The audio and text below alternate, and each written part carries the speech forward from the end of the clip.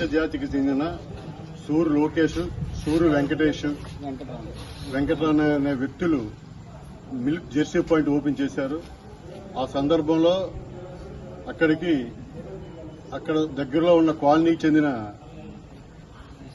ఈశ్వరరావు వచ్చి దారుణంగా అన్యాయంగా మ్యాన్ హ్యాండ్లింగ్ చేశారు.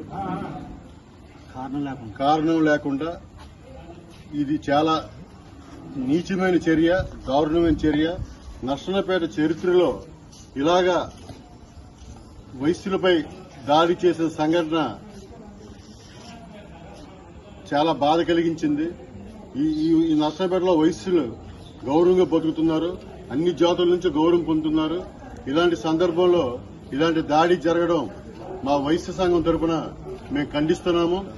అలాగే లోకల్ సీఐకి, ఎస్ఐ గారికి, అలాగే అక్కడున్న ఎస్సీ నాయకుడు బేవర్రాము గారి సహాయంతో స్టేషన్కి వచ్చి కంప్లైంట్ ఇవ్వడం జరిగింది. వాళ్ళు చర్యలు తీసుకుంటామని హామీ ఇచ్చారు. తగు చర్యలు తీసుకున్న ఎడల మొత్తం వైశ్య సంఘం వ్యక్తులు లెగిచి ధారణకి అవసరమైతే దీక్షకైనా దేనికైనా సిద్దపడతాము. వారిపై తగు చర్య తీసుకోవాలని ఈ సందర్భంగా పట్టణ వైశ్య సంఘం పోలీస్ స్టేషన్ కి విజ్ఞప్తి చేయడం జరిగినది. ఈ నర్సన్నపేట టౌన్ లో శాంతి భద్రతలకు మారుపేరు, అలాంటిది రోజు రోజుకి క్షీణిస్తున్నాయి. దీనిపై పోలీసులు దృఢమైన చర్యలు తీసుకోకపోతే ఉత్తరోత్తర ఈ నర్సన్నపేటలో లా అండ్ ఆర్డర్ ప్రాబ్లం మరీ ఎక్కువ అవుతుంది. ఇప్పటికే అనేక సంఘటనలు జరుగుతున్నాయి, అనేక ఉదాహరణలు చూశాము. ఒక పక్కన గంజాయి ముఠ, ఒక పక్కన రకరకాల ముఠాలతో ఈ ఊర్లో హత్యలు కూడా జరుగుతున్నాయి. ఇప్పుడు దౌర్జన్యాలు కూడా స్టార్ట్ అవుతున్నాయి. ఇలాంటివి అందరూ పట్టణ ప్రజలందరూ ఏకదాటిపై ఖండించాలని ఈ సందర్భంగా పట్టణ ప్రజలకు, వైశ్య సంఘ వర్గాలకి ఈ సందర్భంగా నేను విజ్ఞప్తి చేస్తున్నాను.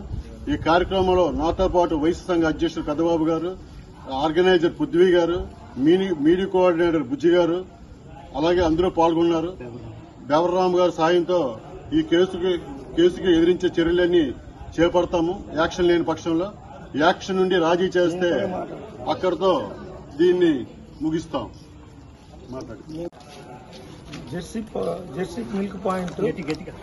జెర్సీ మిల్క్ పాయింట్ ఓపెనింగ్ రోజున ఈ దురదృష్టకరమైన సంఘటన జరగడం చాలా బాధాకరంగా ఉంది.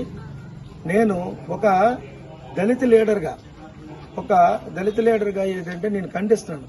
ఎందుకంటే ప్రతి తగువులో ప్రతి దీంట్లో తాగేసి కొట్టేసి ఇష్టం వచ్చినట్టు వైసెస్కి కొట్టేసి వాళ్ళు ఆర్థికంగా పరిపుష్టి అయిన వాళ్ళైనా సరే బలోపేతంగా అయితే శరీర దారుఢ్యంగా అయితే వాళ్ళు కొట్టుకోవడానికి పనికిరారు, తిట్టుకోవడానికి పనికిరారు. వాళ్ళు